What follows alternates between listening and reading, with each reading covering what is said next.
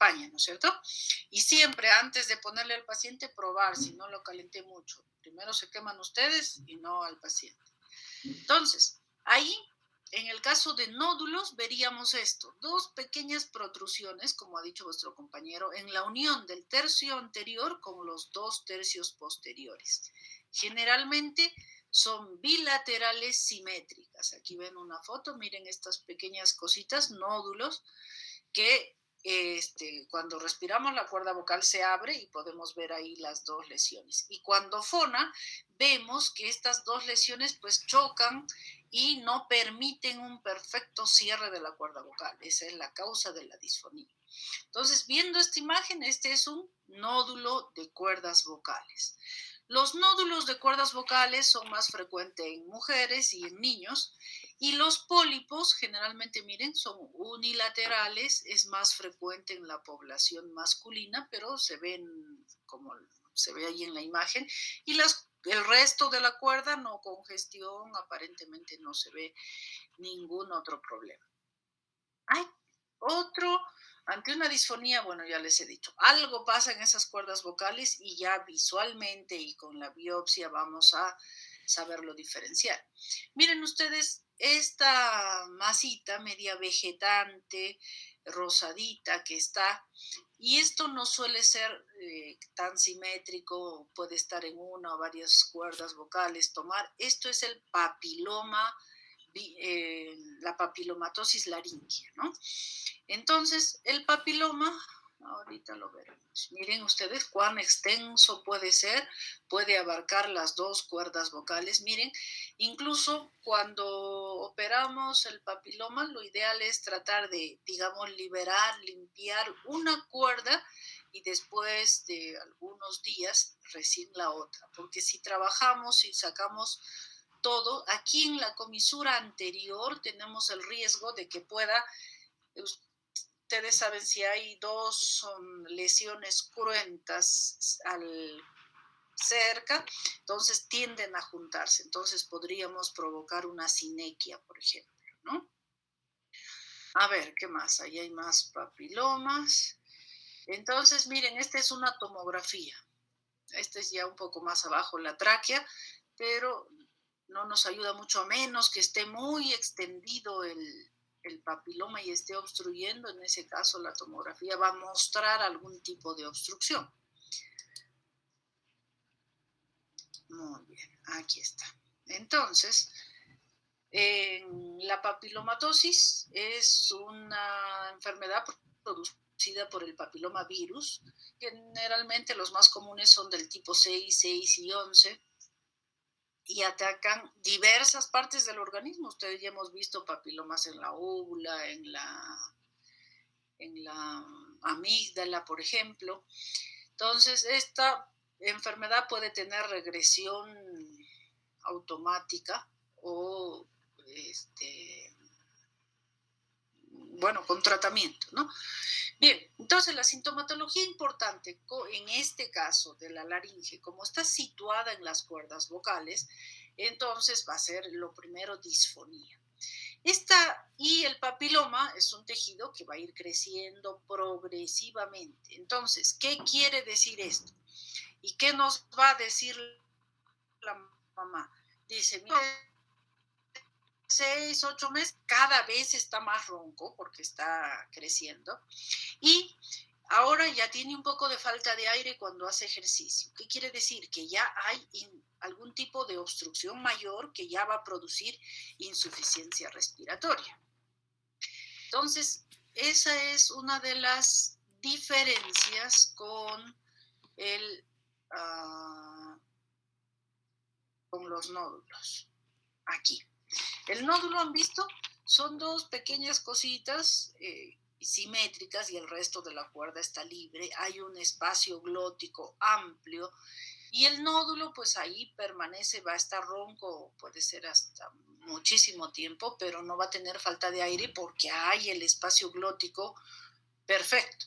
En cambio, en la papilomatosis lo malo es que está creciendo, entonces cada vez está creciendo más y puede llegar a disminuir la luz de espacio glótico, entonces al haber menos espacio respiratorio, lógicamente va a empezar la falta de aire. Al principio los esfuerzos, y si fuera ya un cierre mucho mayor, ya sería incluso a menores esfuerzos. Miren ustedes esta imagen, por ejemplo, el papiloma ha crecido que casi está tapando todo. Miren el espacio pequeño que deja para poder respirar.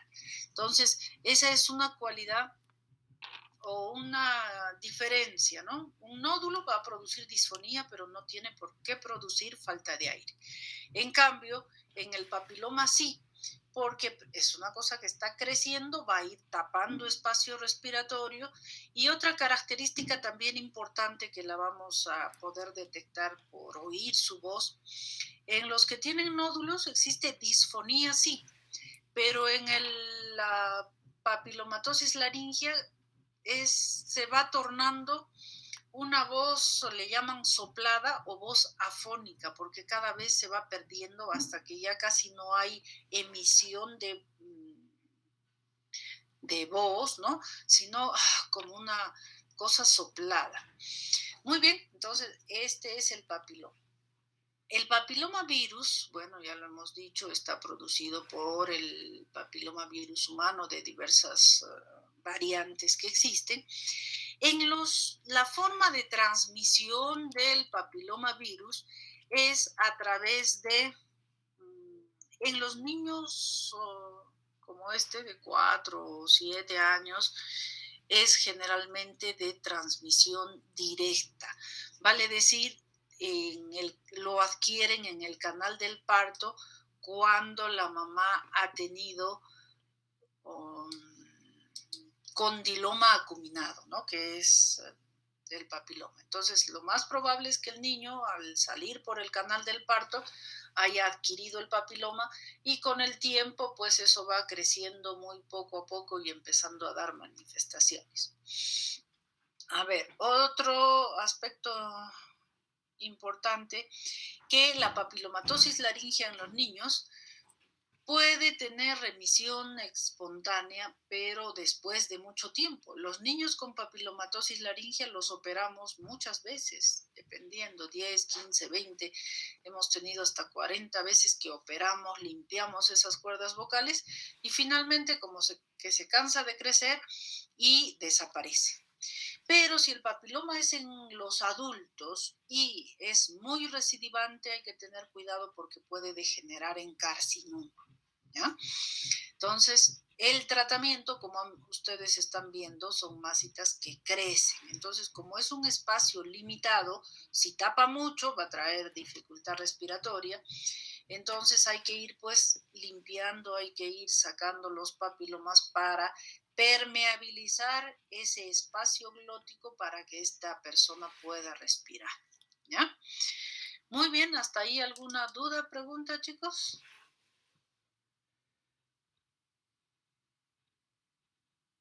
¿Nada? ¿Queda claro? ¿Cuál es el diagnóstico de nuestro paciente? Papiloma, doctora.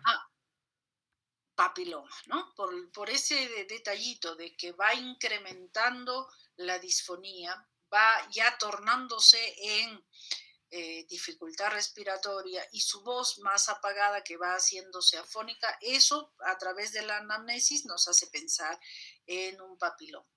Y lo más importante y lo que va a definir es pues la laringoscopía. ¿Qué veo allí?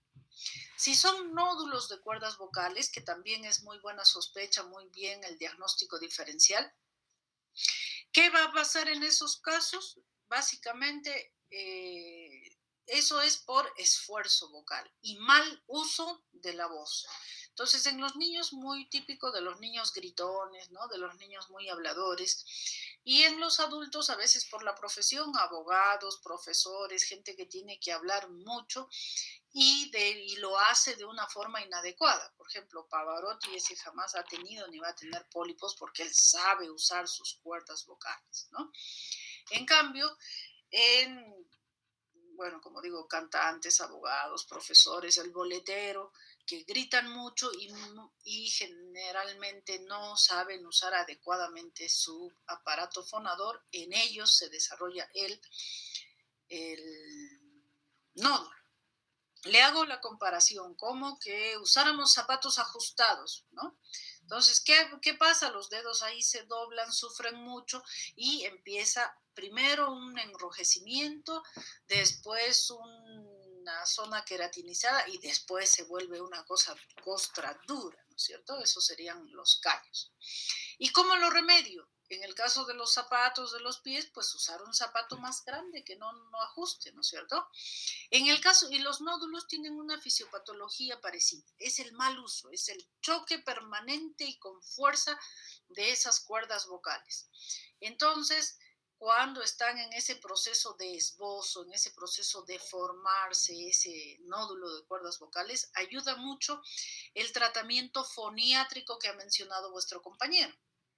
Entonces, son especialistas en que enseñan cómo hacer ejercicios, cómo dominar esos movimientos laringios y cómo hacer pues la mejor forma de fonar. Entonces, con solo el tratamiento foniátrico, si es que el nódulo no está en esa etapa de ya tan como callo, ¿no? Entonces puede mejorar con el tratamiento foniátrico puro. Ahora, si ya está formado el callo, ya está formada esa cosa dura, pues la sacamos, pero igual hay que hacerle su tratamiento foniátrico, porque si no corregimos el error de esa la fonación, se va a volver a formar el nódulo. Es como hacíamos el ejemplo de los zapatos. Si yo sigo usando mis zapatos ajustados, otra vez me va a volver a aparecer el callo. Pero si corrijo eso, ya pues voy a librarme de esa posibilidad, ¿cierto? Entonces, igualmente es en los nódulos de las cuerdas vocales. En el papiloma hay que sacarlo porque lamentablemente crece y obstruye. No solamente es que como el nódulo me va a producir ronquera, sino que me va a ir tapando el espacio respiratorio. Entonces, el niño va a tener dificultad, ¿no? Y llegar de repente hasta la disnea. Muy bien, ¿alguna duda, pregunta más en esto?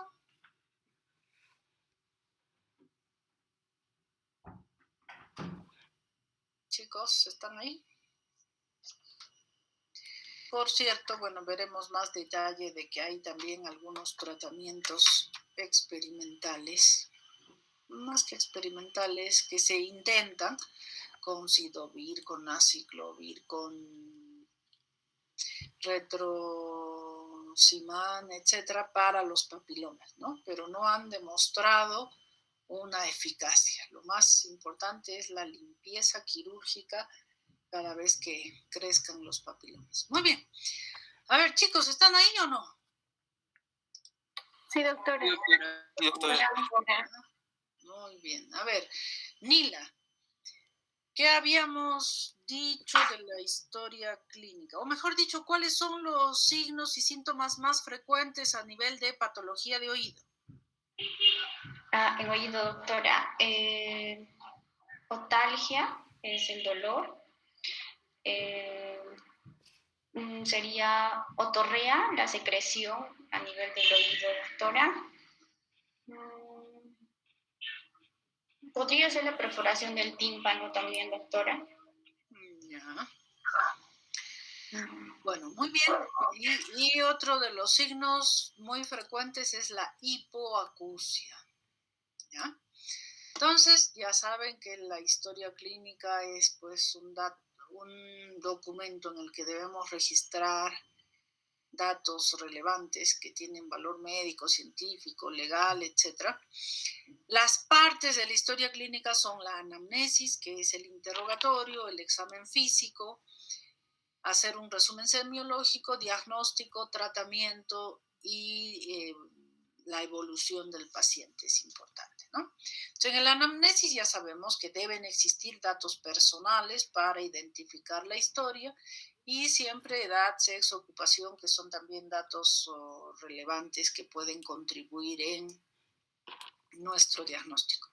No olviden, siempre hay que preguntar datos de patología familiar tipo cáncer, diabetes, hipertensión, porque estas enfermedades que son de tendencia hereditaria podrían presentarse. En el caso del oído, por ejemplo, si hay sordera familiar. Muchos refieren y existe Existen alteraciones cromosómicas que se van transmitiendo de generación en generación. Entonces, toda la familia materna, por ejemplo, es sordo y eso continúa, ¿no? Entonces, ahí ya podemos también pensar en esa posibilidad.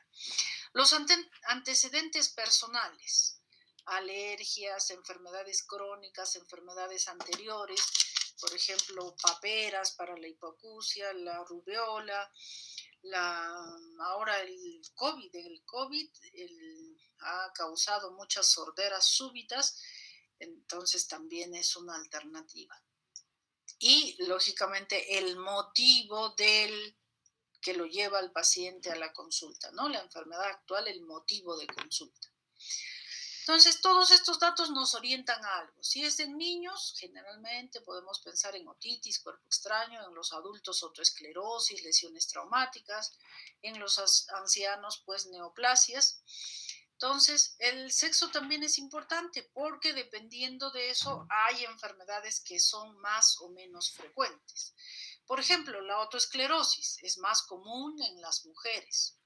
El trauma acústico más común en los varones, pero aunque ahora se está igualando porque es el tipo de trabajo, ¿no? La exposición al ruido en la que están sometidas estas personas. Entonces, el barotrauma, igualmente, si ha viajado o no ha viajado, ha habido cambio de presiones, nada, es buzo o es paracaidista, cosas que puedan afectar en cuanto a esto del barotrauma. Hábitos, igualmente. Existen hábitos nocivos, ¿no? Alcohol, cigarrillos, y también preguntar sobre la ingesta de medicamentos ototóxicos, ¿no? Entonces es muy común, por ejemplo, los aminoglucósidos, que son ototóxicos. En el caso de las quimioterapias, el cisplatino, el carboplatino, en fin. Entonces hay que siempre preguntar esta posibilidad. Entre los antecedentes, si ha estado con un proceso rinofaringeo hace 10, 15 días, que también podía estar predisponiendo a patología de oído en ese momento. Procesos infecciosos focales, como ya hemos dicho, el empleo de fármacos. Entonces, la enfermedad actual es el motivo de la consulta. ¿Por qué viene el paciente?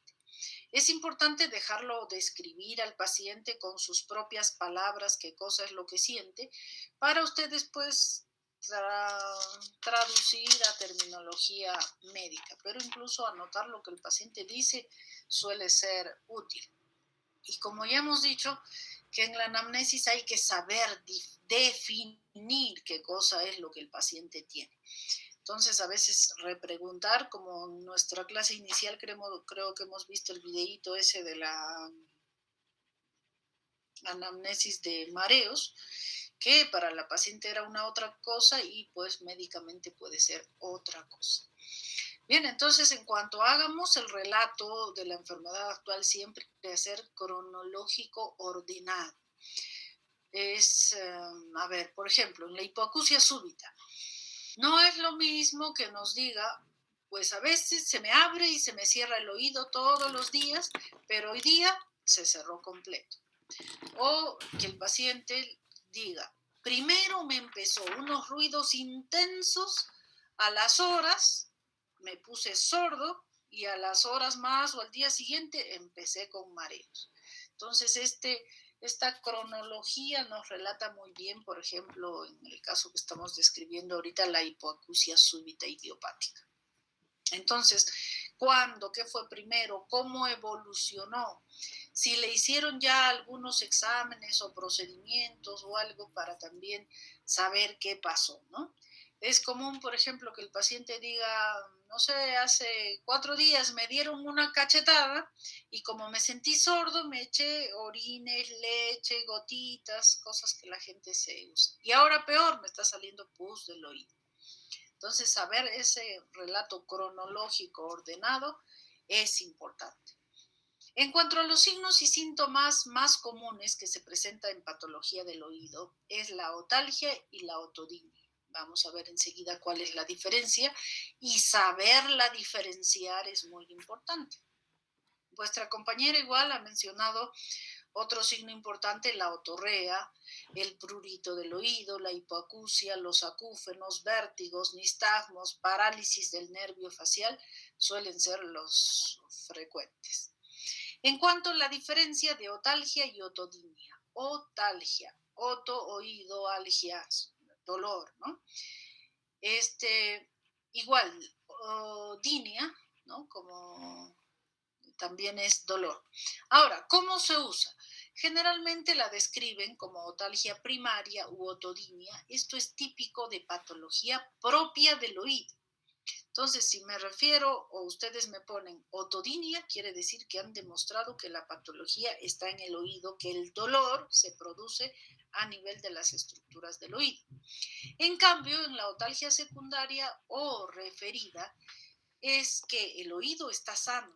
El oído, en las estructuras del oído, no es donde se produce el dolor, sino el paciente lo refiere en el oído, pero la patología es en lugares aledaños, que puede ser articulación temporomandibular, dientes, contracturas musculares retroauriculares, cervicales, a ver, bueno, todo eso, o las masas que hemos visto, ya hemos visto en la faringe, ¿no? Cuando tengo amigdalitis, tengo otalgia. La patología no está en el oído, pero por el tipo de inervación, que yo tengo problema en las amígdalas, pero siento como que también hubiera dolor en el oído. Entonces, saber diferenciar estos dos es muy importante. Entonces, las causas de otodinia, ¿qué quiere decir? Acabamos de decirlo, que la patología está en el oído. Y puede estar en el oído externo o puede estar en el oído medio, ¿no?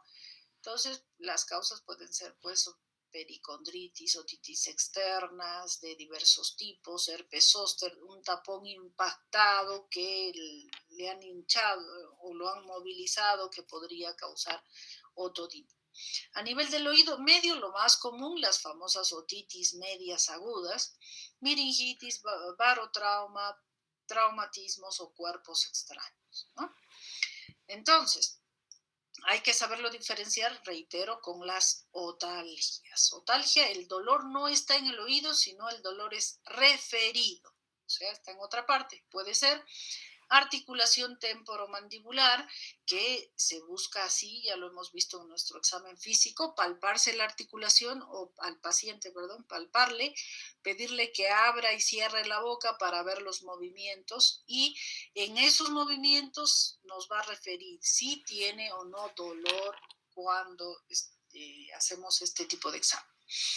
Ya, amigdalitis, abscesos, dolor de dientes, tumores en faringe, lengua, hipofaringe pueden manifestarse con otalgia.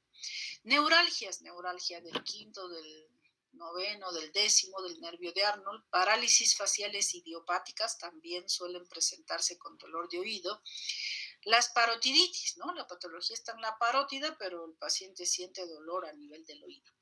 Cervicoartrosis, contracturas musculares cervicales, ¿no? Sobre todo de la apófisis estiloidea, que ustedes saben que es parte del hueso temporal y ahí es donde se insertan muchos músculos. Entonces la contracción de esos músculos muchas veces puede dar sensación de dolor del oído sin estar la patología en el oído. El otro síntoma importante es la otorrea, ¿no? Oto, oído, rea, fluido, el fluido que sale del oído. Hay que averiguar qué color, en qué horarios, cuáles son las características, mucoso, seroso, purulento, fibrinoso, etcétera, la cantidad también para orientarnos en el diagnóstico. Entonces, estas, igual decíamos, ¿no? Si es fluida, espesa, el olor, si es fétido o no. Otorragia, oto-oído, ragia, sangrado. Entonces, es la salida de sangre procedente del oído. Y puede ser por problema de otitis externas, un glomus yugular, traumas de oído o traumas craneales. Es importante también en esto de los traumas craneales, como lo vamos a ver antes. Causas de otorragia pueden ser traumáticas, no traumáticas. Entre las traumáticas del oído externo, pues heridas del conducto, que estemos manipulando y nos dañamos, o que hemos sufrido un accidente, golpe en el mentón, por ejemplo, y luxa, rompe, daña el conducto auditivo externo cuando el cóndilo puede, bueno, no sé, fracturarse, romperse, entrar a esa zona. Problemas de fractura de base de cráneo, base de peñasco, perforaciones de membranas timpánicas, como lo ha dicho vuestra compañera, el cuerpo extraño muy profundo o que dañe conducto o incluso dañe membrana timpánica, o la entrada brusca de líquidos o de aire, ¿no? Por ejemplo, no sé, están haciendo un lavado de oído muy brusco y podrían perforar el oído. O, pues no sé, se meten a una catarata, un chorro grande de agua y le ponen el oído y si la fuerza es muy grande podría vencer la resistencia del tímpano. O el aire, que es lo más común. Cuando a uno le dan una cachetada en el oído, el aire, la compresión, ese aire que estamos empujando y lo metemos bruscamente en el conducto auditivo externo, vence la resistencia del tímpano y perfora la membrana timpánica. Entre otro tipo de traumas, pues trauma directo, ¿no? Que yo me meta un ganchito y lo meto tan profundo, perforo el oído, o en accidentes, pues, ¿no? De fractura de base de cráneo, en fin. Y el barotrauma también, esto es por cambio de presiones, ¿no? Creo que ya hemos visto incluso un videíto en que la presión atmosférica del exterior debe ser la misma de la presión atmosférica del aire que está dentro del oído. Entonces, si hay variación en esas presiones, pues se conoce como barotrauma y causa diversas manifestaciones. Y las causas no traumáticas, que pueden ser inflamatorias, lo más común, la otitis media aguda, bueno, una infección a nivel del oído medio, congestiona la membrana, se acumula pus y la presión de esta pus por salir puede perforar la membrana timpánica y causar también sangrado. O tumores benignos, como el glomus, por ejemplo, o tumores malignos que puedan ser esta causa. Otra manifestación muy común que tenemos son las hipoacusias. Hipo, poco, acusia, escuchar, escucha poco, escucha menos. Paraacusias, igualmente, que escucha pero cosas alteradas los sonidos. Autofonía, que el paciente dice, mi voz resuena en el oído, tengo un eco en las cosas que oigo. Acúfenos, un sonido que el paciente percibe que no existe en el exterior, ¿no? Hay que saberlo diferenciar de las alucinaciones auditivas. Las alucinaciones auditivas generalmente ya es un poco, el paciente lo refiere como una cosa más compleja, ¿no? Que escucha por decir voces. Una voz que le dice, ve no sé, a la cocina y pega al que encuentres. O ve al balcón y tírate. Entonces esas son alucinaciones auditivas. A diferencia del acúfeno, que no existe ruido externo y es un sonido de diversos tipos, puede ser agudo. El paciente dice, escucho como un timbre, una catarata, una lluvia, un motor que está ahí dentro del oído sonando. Algiacusia, algia, acabamos de verlo, es dolor y acusia, oír. Entonces, algunos tipos de sonidos, generalmente intensos, producen dolor por la intensidad del sonido. O que oye doble, ¿no? Como que el sonido tuviera doble fuente de sonido. Los acúfenos es una sensación auditiva sin que exista el estímulo externo y que puede ser objetivo o subjetivo. ¿Qué quiere decir? La mayor parte de los acúfenos son subjetivos, que el paciente dice, yo tengo un ruido en el oído que parece una campana permanente, ¿no? Y el objetivo es que yo acerque la oreja a la oreja del paciente y escuche ese sonido que tiene el paciente. Es poco común, pero se puede objetivar en algunos casos el acúfeno que siente el paciente. Sus causas son pues muchísimas, causas extrínsecas, causas endógenas, extrínsecas traumáticas, explosiones, tóxicas, o que ustedes han estado ahí en la discoteca toda la noche, entonces salen con acúfenos, ¿no? Y las causas endógenas, generalmente metabólicas o por vibración vascular, o los chasquidos del ATM, o incluso psicógenas, ¿no? Entonces, según el sonido que el paciente dice tener, puede ser agudo o grave. Tono agudo, ya saben que es tipo silbido, tipo muy finito, y el grave son sonidos más roncos. Según su periodicidad, el paciente puede decir tengo un ruido continuo, o a veces aparece, a veces desaparece, o aparece por temporadas y vuelve a desaparecer o vuelve a reaparecer. Por cierto, se considera acúfenos normal cuando el sonido aparece, dura menos de 30 segundos y desaparece, ¿ya? Eventualmente. Pero si ya dura todo el día, ya pues hay que buscar otro tipo de probables causas. Otro aspecto muy importante son los vértigos. Ya lo hemos visto en nuestra clase inicial, incluso con el videíto de hacer este diagnóstico diferencial, que los vértigos es sensación de giro. El paciente dice, la casa gira, las cosas me dan vueltas, mi cabeza da vueltas. Entonces, lo que es giro es vértigo. Hay que diferenciarlo del mareo, que no es así. Y en el caso de los vértigos hay que saberlo diferenciar, si es central o periférico, vale decir, se produce en el cerebro o se produce a nivel del oído. Aquí unas cuantas diferencias. Los vértigos centrales son de inicio generalmente lento, progresivo. Son más que vértigos, son una sensación de inestabilidad, de algo difuso. En cambio, en el periférico es giro, ¿no?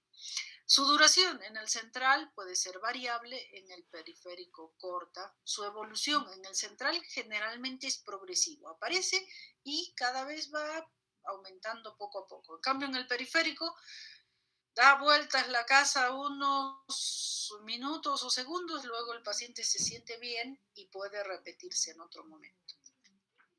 En el central, muy importante que se asocia con signos neurológicos, vale decir, pues, ¿no? Dolor de cabeza, visión doble, pérdidas de conciencia, alteraciones del lenguaje, en fin, o algunos otros signos de patología neurológica central, ¿no?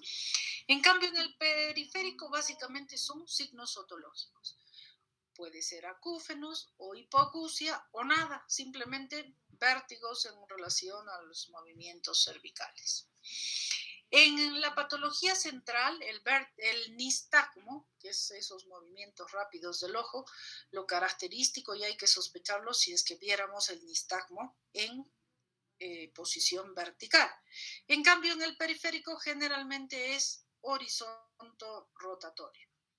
Y la intensidad es desproporcionada, vale decir de que el paciente dice, me estoy mareando terriblemente, pero uno le mira los ojos y no se mueven, o hay un pequeño movimiento y no hay manifestación. O al revés, el ojo está que se mueve como loco y el paciente dice, sí, tengo un poquito de mareo. En cambio, en el periférico sí generalmente existe relación, ¿no? Y nosotros le vemos los ojos. Si es que tiene nistagmo fuerte, el paciente dice, sí, tengo mucho mareo, mucho vértigo. En cambio, si es leve o no hay, dice, no, en este momento se me pasó los vértigos.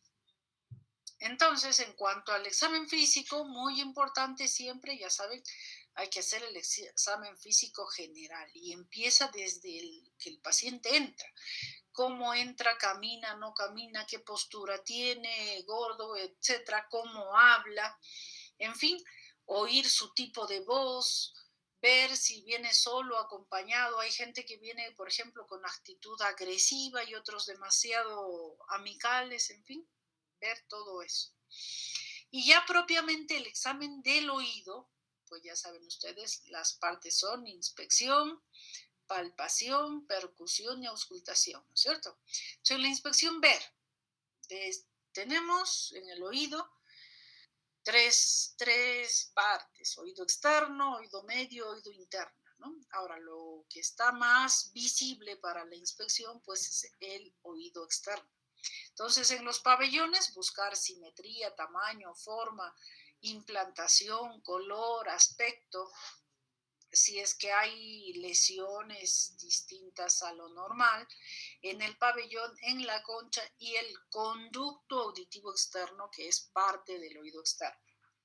En cuanto a la palpación, igual, palpar la oreja, ver si hay, cómo hay alteración de temperatura, de sensibilidad, de consistencia, es, y el famoso signo del trago, presionar el trago para ver si hay alguna molestia en el paciente, que puede ser dolor o distajos. Palpar también áreas aledañas al oído, ¿no? Preauricular, retroauricular, buscar y palpar todas las estructuras aledañas. ¿Y qué buscamos con la palpación? Primero, si hay alteraciones anatómicas, ¿no? Que haya una adenopatía, que haya una masa, que haya algo diferente, o dolor, ¿no? Dolor si es que yo palpo alguna de las estructuras aledañas a ese sitio. Entonces, en la parte preauricular, o sea, antes del oído, es importante, hemos dicho hace un momento, valorar la articulación temporomandibular. Y también fijarse que con relativa frecuencia puede haber esto, la presencia de fístulas. Uno se ve con un pequeño puntito allí, delante del hélix normalmente, y a veces puede tener o no sintomatología, ¿no? Las fístulas. Buscar si hay dolor, adenopatías. Entrando por el conducto auditivo externo, debemos ver el camino, las paredes, techo, etcétera, cómo están, si hay alguna anomalía o no. Y la parte final, vamos a ver la membrana timpánica, ¿no? Entonces, ¿qué hay que ver esto? ¿Está íntegra o está perforada? ¿Está enrojecida, edematosa? ¿Tiene o no este famoso triángulo luminoso, que es una luz que se refleja cuando iluminamos el oído, que nos indica pues buena salud del oído, ¿no? Ahora, el tímpano es una membrana, se mueve. Hay que ver igualmente la motilidad y los relieves, ¿no? El mango del martillo, la apófisis corta, toda esta parte sería el meso e hipotímpano y esta parte superior el epitímpano o la pars flácida.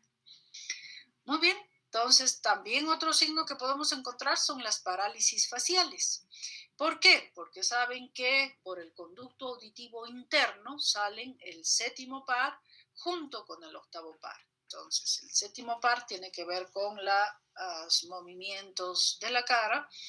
Entonces, cuando hay parálisis de velum, herpes zosterótico, ya nos hablaría de una complicación de una otitis, por ejemplo, si encontramos parálisis facial o tumores del ángulo cerebeloso, fracturas de peñasco, etc. Entonces siempre hay que valorar la motilidad facial.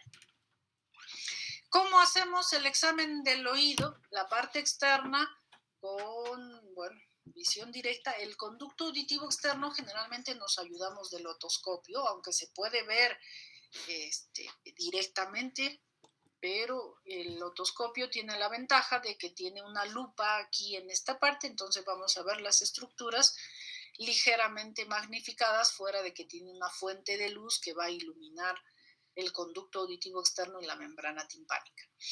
Ahora, estos otoscopios comunes normalmente tienen aquí un pequeño orificio y a veces viene o a veces hay que comprarlo aparte, un pequeño tubito y una bombita, así como la de los tensiómetros. Eso es para hacer la famosa otoscopía neumática. Neumática viene de aire, ¿no? Una otoscopía en relación al aire. ¿Qué pasa? De que estando mirando la membrana timpánica, esa mi bombita la insuflo y la suelto y eso inyecta aire y vamos a ver el movimiento de la membrana timpánica. Entonces podemos ver mejor la membrana timpánica pues haciendo una otomicroscopía, ¿no? Con un microscopio mirar todas las estructuras del oído. Y en cuanto a otros exámenes auxiliares, podríamos usar la acumetría con el famoso diapasón. Hay diversos exámenes que se hacen con el diapasón buscando audición, ¿no? Si es simétrica o no, o si puede ser conductiva o neurosensorial.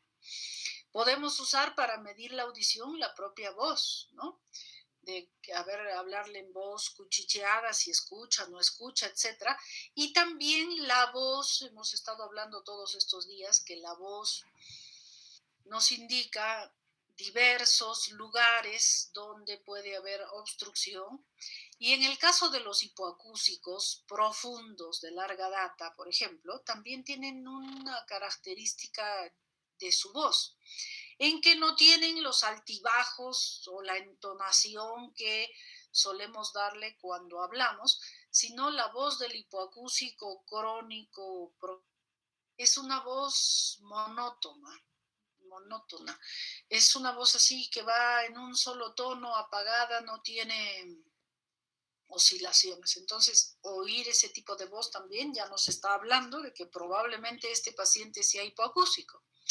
Y si el paciente, por cierto, naciera sordo, ¿cómo sería su voz? A ver qué dice Maybel. Doctora, podría ser fuerte, ya que no escucha, él aumentaría su voz, pero como no está escuchando, al tal vez notar que las personas no lo oyen, él aumentaría quizás el tono de la voz, ¿no? Y se escucharía más fuerte. Más que el tono, la intensidad, ¿no? Entonces, hay pacientes hipoacúsicos que gritan porque ni él mismo se oye y piensa que el resto no lo oye, o al revés, una voz muy bajita porque no sabe regular la intensidad de la voz, ¿no? Pero la pregunta estaba en relación al recién nacido. ¿Cómo sería la voz del recién nacido? Sordo. Sería en el llanto, doctora, en la intensidad del llanto, ya que como no hablan.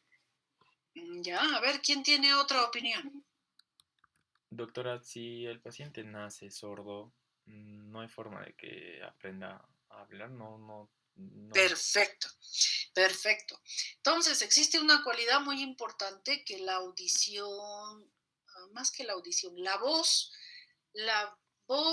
es consecuencia a imitación a algo que oímos.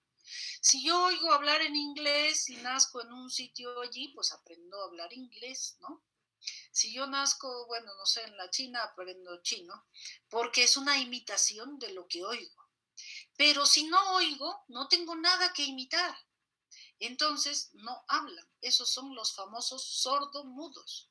Y son mudos no porque no tengan buen aparato fonador o resonador o articulador, que ya hemos visto el otro día, sino porque no oyen. Y si no oyen, no pueden imitar. ¿Ya? Entonces, ese es el peligro, por ejemplo, de los que nacen sordos y hay que identificar para poder pues resolver el problema y no se quede sordo-mudo. Muy bien, entonces los exámenes de diapasón, es la ecometría, ya nos hemos olvidado. La audiometría es un aparato que está diseñado para emitir sonidos a diversos tonos, a diversas intensidades y ver pues si el paciente escucha cuál de los tonos y a qué intensidad y de esa forma nos da una idea de cuánto escucha este paciente. Y también nos da la idea de, sobre todo, la audiometría tonal liminar para saber si la hipoacusia es conductiva o es neurosensorial. La impedanciometría mide la impedancia, vale decir, la resistencia de la membrana timpánica para ver si hay patología del oído medio. Logoaudiometría es una audiometría para ver cuánto capta el paciente de la voz hablada. Yo le digo algunas palabras y él debe repetirlas. ¿Ya? Otros, los potenciales evocados auditivos de tallo cerebral. En este examen es como un electroencefalograma, pero del nervio del oído, entonces el paciente no necesita hacer nada, solo estar quieto y el aparato mide solo y más o menos va a ir captando si el paciente escucha o no en determinadas intensidades y tonos, como ya lo vamos a ver después. Muy bien, entonces con toda esa información que hemos recabado en la anamnesis, en el examen físico, y si hace falta exámenes auxiliares, pues daremos un diagnóstico presuntivo, diferencial y definitivo, y según eso, el tratamiento y ver la probable evolución y, bueno, cuál es el tratamiento. Muy bien, chicos, ¿hasta ahí alguna duda, pregunta? Chicos, ¿están ahí? Háblenme, oye, díganme sí o no. Doctora, Sí, sí tenía doctora. una duda. Dime. Dijo que en los pacientes que nacían sordos teníamos que identificarlo lo más precoz posible para, o sea, Sí, ¿se puede lograr que el paciente que nace sordo pueda tener, pueda hablar, o sea, pueda sí, tener voz y todo eso? sí, ahora en estas nuestras épocas, sí. ¿Por qué? Primero, ver su grado de hipoacusia, ¿no? Si es una hipoacusia profunda, y hay alguito de reserva auditiva, entonces ahí yo le pongo un implante coclear. Habrán visto comúnmente, bueno, usa la gente que hipoacústica los audífonos, ¿no es cierto? Los aparatitos aquí para escuchar mejor. En el caso del implante coclear, es un tipo de audífono, pero que se lo pone a través de una operación en la propia cóclea. En la cóclea se meten los electrodos y, bueno, se cose, etcétera, y a los días se le pone un aparato externo para que capte el sonido y a través de ese implante pues lleve o estimule el nervio auditivo y cerebral, etcétera, ¿no? Entonces es importante por eso detectar una hipoacusia temprana para ver la posibilidad de ponerle un implante coclear. Incluso ahora último, en los que, por ejemplo, tuvieran, no sé, malformaciones de la cóclea y no pudiera meter los electrodos en la cóclea, también se menciona, todavía por cierto no lo he visto y en Perú creo que no hay, son los implantes de tronco cerebral.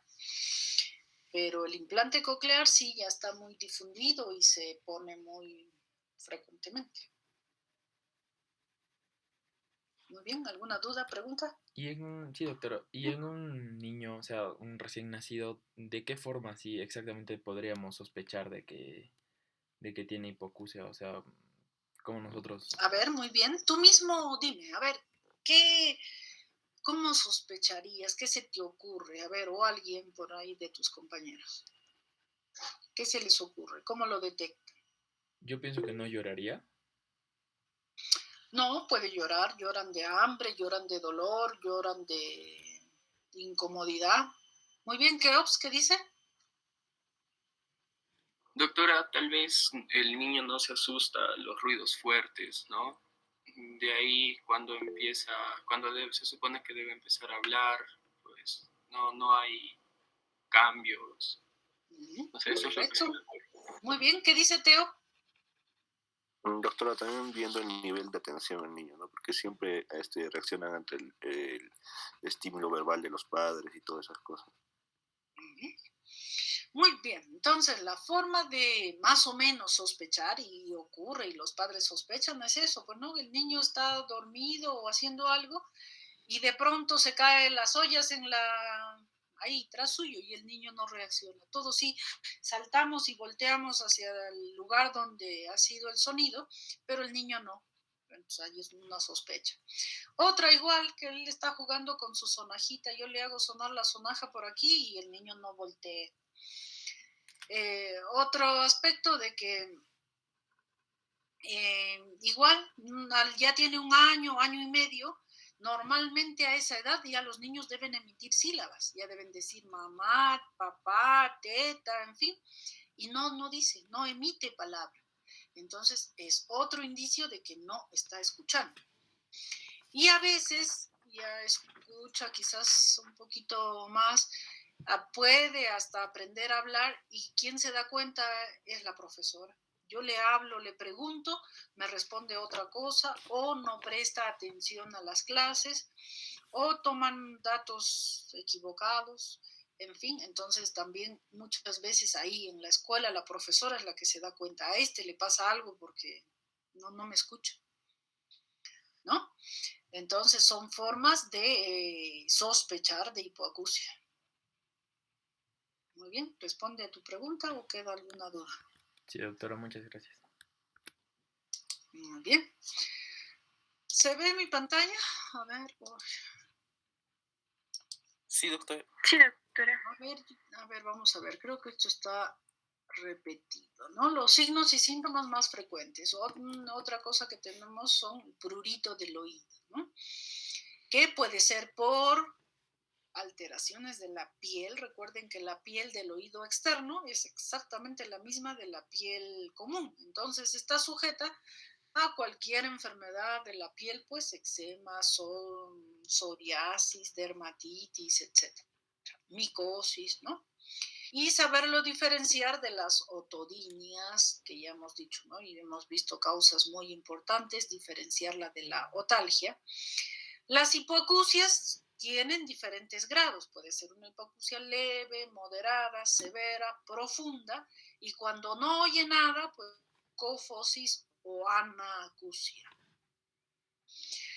Otro signo infrecuente es la plenitud óptica, ¿no? El paciente dice, tengo una sensación como de oído tapado, como que el oído está, no sé, agrandado. Entonces hay que buscar las causas. Algiacusia, ya lo hemos dicho, dolor cuando escucha ruidos generalmente intensos que al resto no le molesta, pero a él sí, ¿no?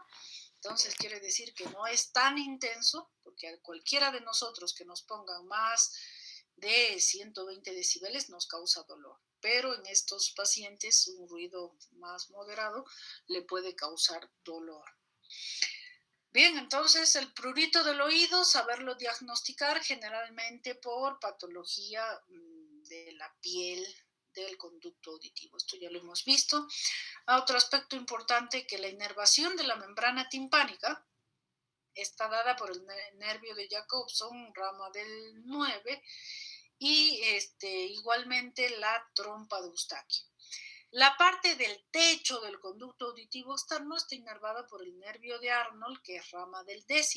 Y recuerden ustedes que esto ya se los he mencionado, que ¿qué produce si yo toco el techo del conducto auditivo? A ver, ¿quién me lo dice?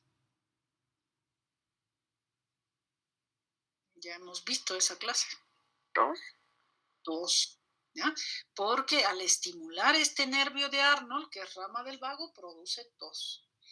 Entonces, también está inervado por ramas del 7º par, así que miren ustedes que la inervación del tímpano es bastante amplia. Otodinia, ya hemos visto sus probables causas. Entre las causas infecciosas que habíamos visto podrían ser virales, bacterianas o micóticas, ¿no? Las virales, herpes zóster, meningitis bulosa, las bacterianas, las pericondritis y las diversas otitis externas, y pueden ser micóticas también, lo más común, aspergillus, mucormicosis. Y las traumáticas, que ya las hemos visto, que pueden ser por diversos tipos de accidentes. Entonces, saber diferenciar otodinia, patología del oído, ¿no? Y que podemos ver diversas imágenes. En el oído, conducto auditivo externo, pues miren, edema, congestión, etcétera.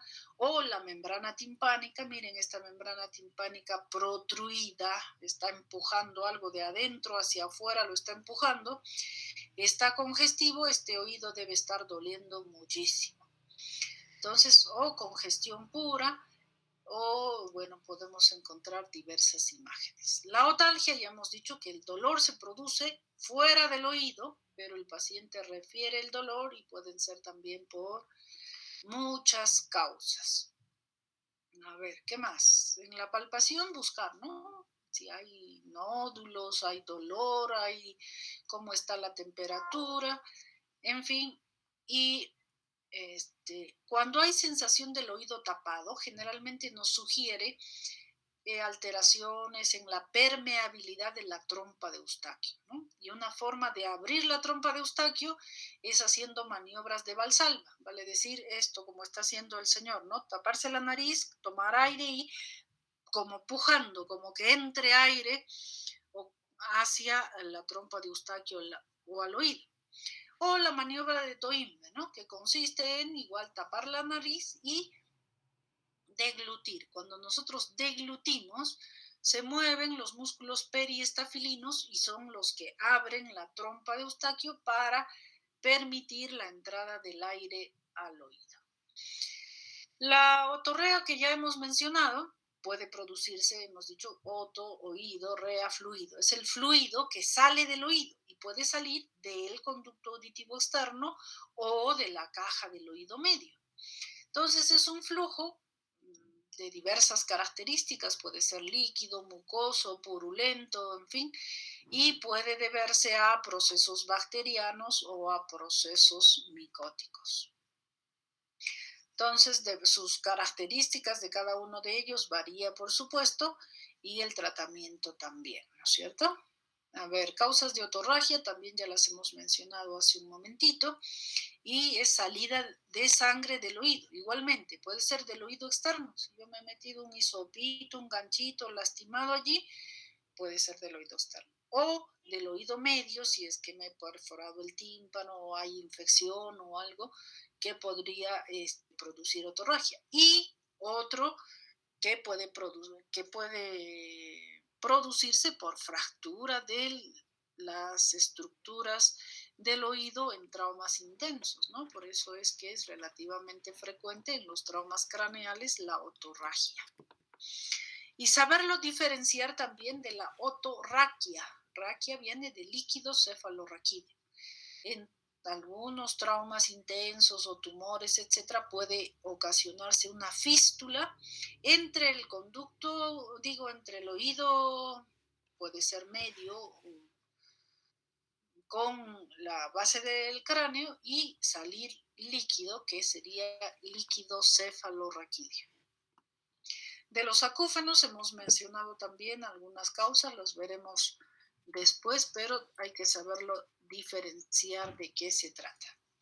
Muy bien, chicos, ¿hasta ahí alguna duda, pregunta? Doctora, disculpe, yo quería hacerle una consulta respecto a las anteriores diapositivas. Usted nos mostró fístulas y, por ejemplo, hay bebés que nacen con fístulas a nivel del oído. ¿Esto podría traer alguna complicación a la larga? ¿Fístula preauricular te refieres? Sí, preauricular. Yo pude ver alguna vez en niños que nacían, ¿no? Con esa fístula. Bueno, esa es una enfermedad congénita. Definitivamente, si tú encuentras una fístula, es que ha nacido así. Es una enfermedad congénita de alteración en el desarrollo embrionario. Ahora, pueden estar indefinidamente asintomáticas o incluso eventualmente el paciente decir, de este huequito me sale a veces un líquido que un poquito de mal olor, pero y se me pasa, ¿no? Pero, y en esos casos, por ejemplo, aconsejarle solo lo limpias un algodoncito con alcohol y lo limpias nada más de no estarlo manipulando. Pero hay casos en que el paciente pues lo está manipulando, le pica un poquito, lo anda rascando y lo sobreinfecta. O alguna vez, travesura de los niños también, yo tuve la ocasión de ver a un niño que tenía su fístula preauricular ahí bien infectada, ¿no? Y bueno, le bajamos la infección y hay que operarlo. Veremos después cómo se opera eso. Y cuando operamos, ahí en el trayecto de la fístula vimos una paja. Entonces, cuando después el niño despertó, le preguntamos, pues, ¿y qué pasó? ¿Por qué te has metido? Ah, bueno, como yo vi un huequito, me dio la curiosidad de ver hasta dónde iba y le metí una pajita y se me rompió y pues se me olvidó. Y después apareció con su infección y bueno, esas consecuencias. Así que puede ser asintomático o dar manifestaciones en algún momento. Responde a tu pregunta, ¿queda alguna duda? Sí, doctora, muchas gracias. Muy bien. Entonces, ya que estamos hablando un poco de audición, les voy a mostrar este videíto en el que nos muestra cómo es la evolución de nuestra audición en el transcurso de la edad. A ver. Vamos a ver. ¿Qué es esto? Esto es propaganda. Los oídos. Como ustedes bien sabrán, el sonido es captado por células auditivas en lo más profundo de nuestros oídos. Células que son bien parecidas a pequeños cabellos. Cada una de estas células es capaz de recibir diferentes frecuencias y transmitirlas a nuestro cerebro para ser procesadas. Estas pequeñas células son bastante sensibles a los sonidos fuertes y el ruido excesivo. Es por eso que con el tiempo tiempo se van destruyendo y deteriorando. Pero ¿por qué se deterioran primero las células que reciben las frecuencias altas? Bueno, esto es porque justamente las células encargadas de recibir las frecuencias altas están primero, antes que todas las demás. Por ende, reciben con mayor fuerza el impacto de las ondas sonoras y tienden a estresarse más y a degenerarse más temprano. Producto de esto, cada vez que te vuelvas más viejo, te costará más escuchar las frecuencias altas. Pero eso no es lo peor. Lo peor es que las células auditivas, así como las neuronas, no se pueden regenerar. Es decir, la capacidad auditiva que tienes cuando eres joven, no la podrás recuperar nunca más. Bueno, empecemos con el test. Ese ruido que acaban de escuchar es una frecuencia de 8000 Hz. Si no la escuchaste es porque probablemente eres sordo o tienes que ir al médico, porque esa frecuencia la pueden escuchar personas de todas las edades. Esta otra, por el contrario, la suelen escuchar los menores de 50. La de 15.000 Hz, los menores de 40. Las de 17.000 y 18.000 Hz, los menores de 24. Y por último, la de 20.000 Hz, la que yo no puedo escuchar, solo los menores de 20.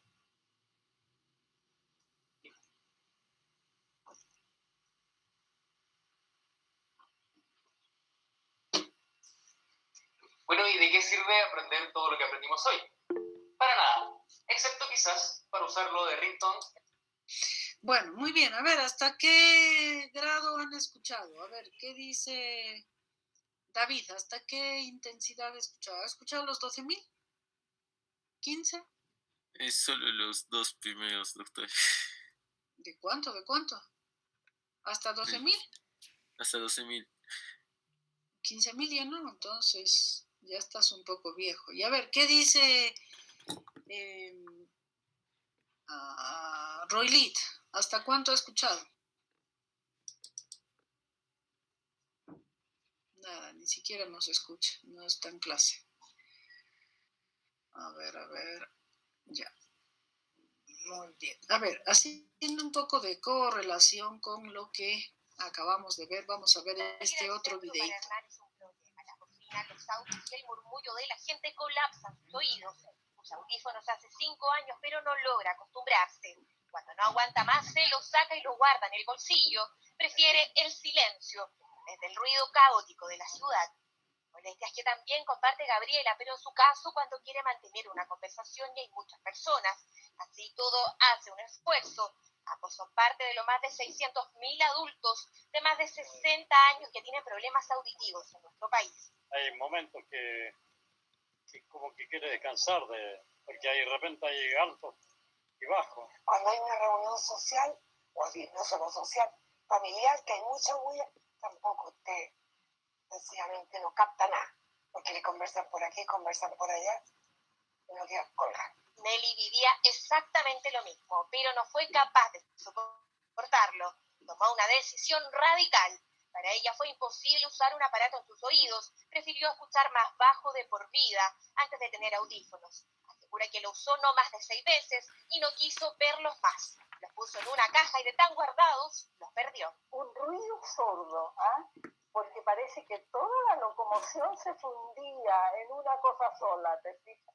Y ese ruido era terrible para mi cabeza. El año pasado, FONASA entregó 28.110. Muy bien, entonces, diversos tipos de hipoacusia que pueden haber. Muy bien, hasta ahí dudas, preguntas, mientras busco en un videíto que no lo estoy encontrando. A ver, ¿ustedes conocen personas hipoacúsicas?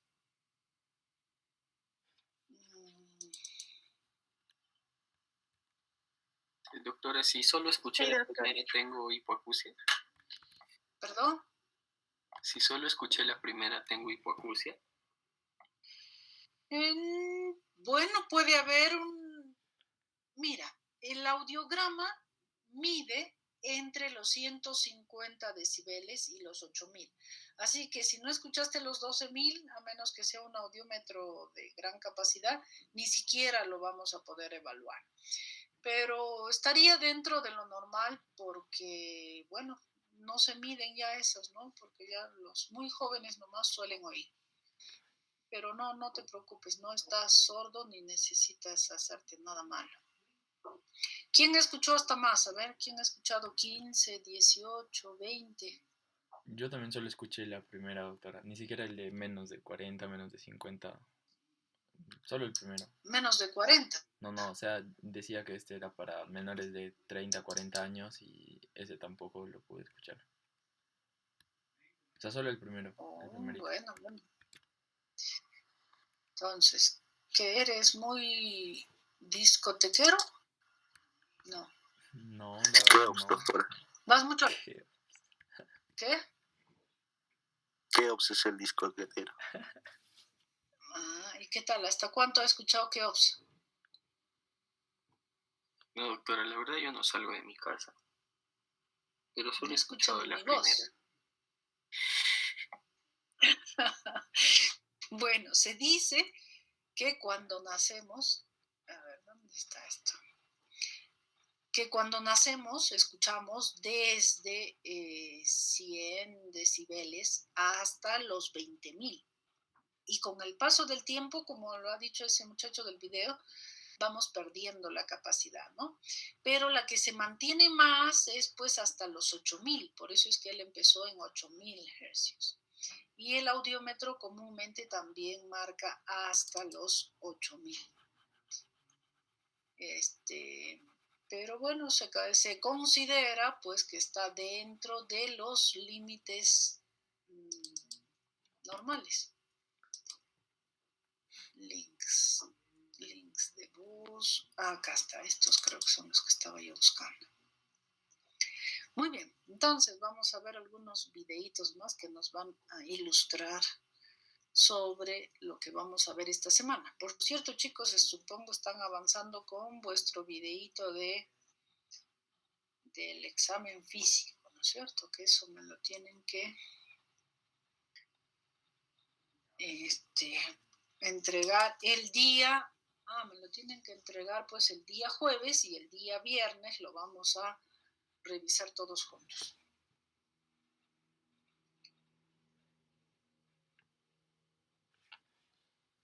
A ver. Entonces estamos yendo paso por paso qué cosas son las partes, las cosas más comunes, más importantes que solemos encontrar en la oído, nariz, garganta. ¿Qué es esto? No hay sonido y acá está. Saltar.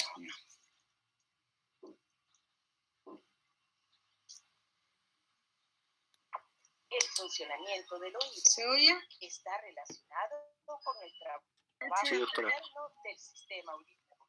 El oído recibe estímulos día y noche y desde el punto de vista mecánico es uno de los órganos más complejos, pues posee 3 huesos y los 2 músculos más pequeños del cuerpo humano. El oído está compuesto por 3 partes. El oído externo, formado por el pabellón o aurícula, comúnmente llamado oreja, el cual recoge las ondas sonoras y las traslada hacia el conducto auditivo. El conducto auditivo, por su parte, lleva el sonido a la membrana timpánica.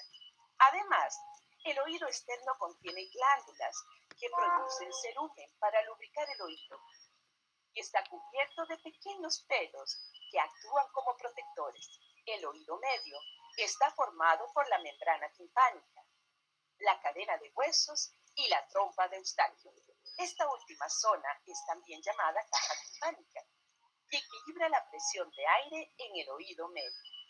La membrana timpánica es la encargada de transmitir las ondas hacia el oído interno a través de los huesos llamados martillo, yunque y estribo. El oído interno está conformado por la ventana oval, que separa el oído medio del oído interno y conduce las vibraciones hacia la cóclea o caracol, cuya forma asemeja un caracol, donde se encuentra el órgano de Corky. Este es un conjunto de células cuya misión es transformar la energía recibida del oído medio en impulsos eléctricos, y estos son llevados por el nervio auditivo a la corteza cerebral, donde los neurotransmisores transportan el mensaje a través de una compleja red de neuronas, axones y dendritas, y así la persona adquiere conciencia de la sensación auditiva.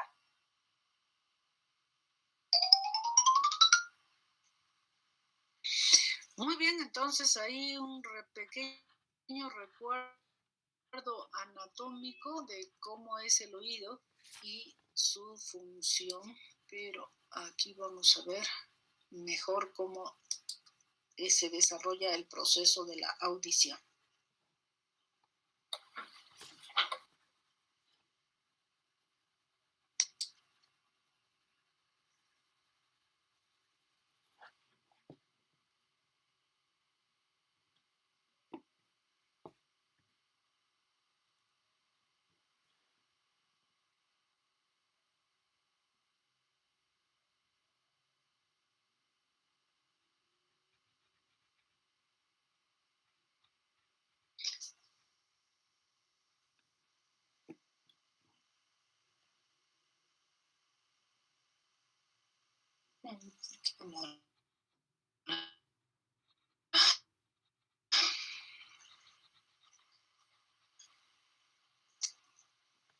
No responde.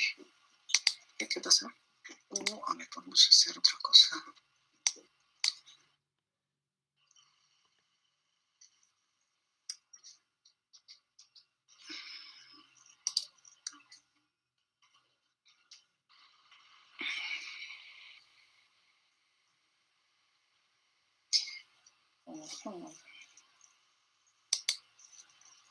No sé por qué a veces... Los oídos están activos constantemente, captan las ondas sonoras y las transforman en información que el cerebro es capaz de interpretar, como por ejemplo la música y el habla. El sonido es una onda de presión que puede vibrar tanto rápida como lenta. Las vibraciones lentas producen sonidos graves, mientras que las vibraciones rápidas producen auditivo hasta alcanzar la membrana timpánica.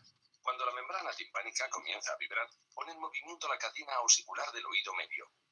La cadena auricular está compuesta por el martillo, el yunque y el estribo. Las vibraciones del sonido se transmiten a través de la cadena auricular hacia el oído interno. En el oído interno, la cóclea desempeña un papel fundamental. Es aquí donde la energía mecánica del sonido se transforma en complejas señales eléctricas que más tarde se transmiten al cerebro. En términos simples, la cóclea es un tubo en forma de espiral lleno de fluido. Las células sensoriales, también llamadas células ciliadas, cubren por completo toda la extensión de la cóclea. Estas células ciliadas poseen distintos grados de sensibilidad para la detección de los diferentes tonos o frecuencias. Esto permite al oído percibir todo el espectro de sonidos. La transformación de las vibraciones mecánicas en pulsos eléctricos es un proceso complejo resultado del movimiento de las células ciliadas en la cóclea. Las células ciliadas están dispuestas como las teclas de un piano a lo largo de toda la extensión de la cóclea. Las células ciliadas, localizadas en la base o región inferior de la cóclea, son responsables de las altas frecuencias, mientras que las células ciliadas del ápex son responsables de las bajas frecuencias.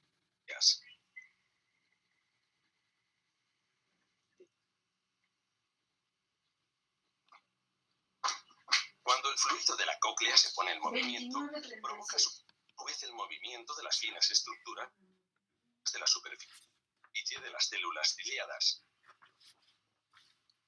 Estos movimientos causan diferencias de tensión que producen señales eléctricas que se transmiten a través del nervio auditivo hasta llegar al cerebro.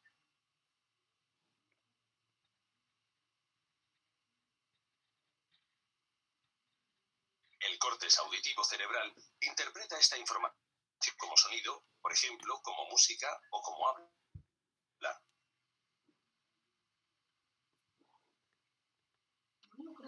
Toda esta sucesión de eventos, incluyendo los distintos pasos que convierten las ondas sonoras del medio ambiente en información que el cerebro es capaz de interpretar, suceden tan rápidamente que las personas pueden oír el sonido al instante y de manera continua. En este complejo experimente una pérdida moderada hasta una pérdida auditiva que difieren la una de la otra, en el oído externo, medio o interno. Mejor cómo funciona el oído, cómo es la audición. Muy bien, chicos, entonces les voy a dejar una tarea ahora, ya en el aula virtual, y bueno, desde ahora nos vamos a comunicar y todo pues a través del aula virtual que por fin lo han aperturado. Muy bien, chicos, y también cuando el día viernes, después de la presentación de los videos, vamos a tener un pequeño cuestionario, ¿ya? Muy bien, chicos, ¿alguna duda, pregunta más?